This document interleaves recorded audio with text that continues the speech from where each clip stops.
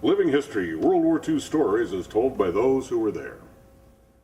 And today we have the honor and the privilege of hearing the story of Corporal Harry Hutsell. Corporal Hutsell was a U.S. Marine Corps machine gun squad leader with the 2nd Marine Division, seeing action on the island of Guadalcanal.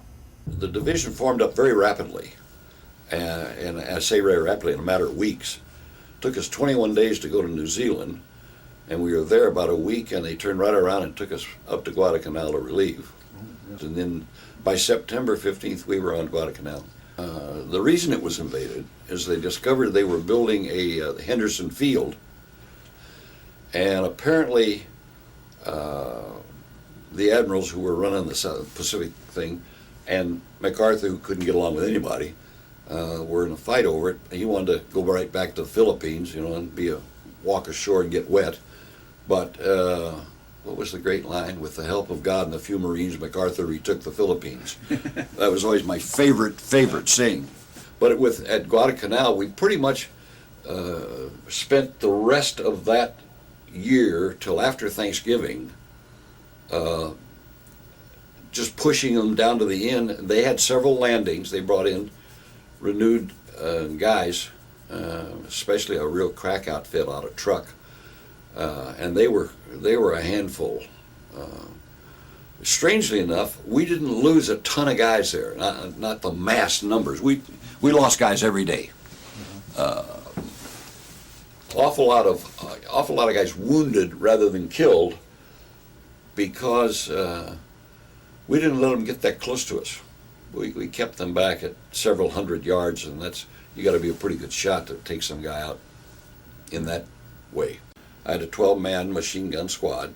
We replaced, the first time we replaced 3 guys, second time we replaced 4 guys. We lost 7 people out of it.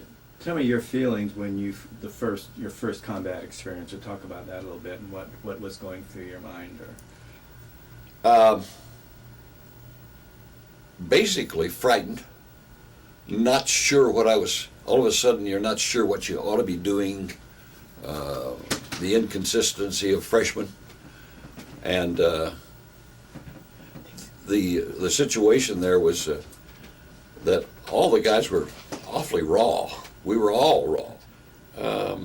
We didn't understand their infiltration. They could come through us. They could darn near walk beside you, and a lot of them spoke English. And you'd give a apple, and they'd say orange. You didn't see them paying attention to them. And sometimes we woke up in the mornings it was about as many behind us as we had in front of us. So our first actions were always to the rear. And then when we took care of that, then we'd do it, and we'd advance 100 yards and set up the line of fire. And it was just kind of push. No great tactics, just go until everybody gets killed, and then don't go.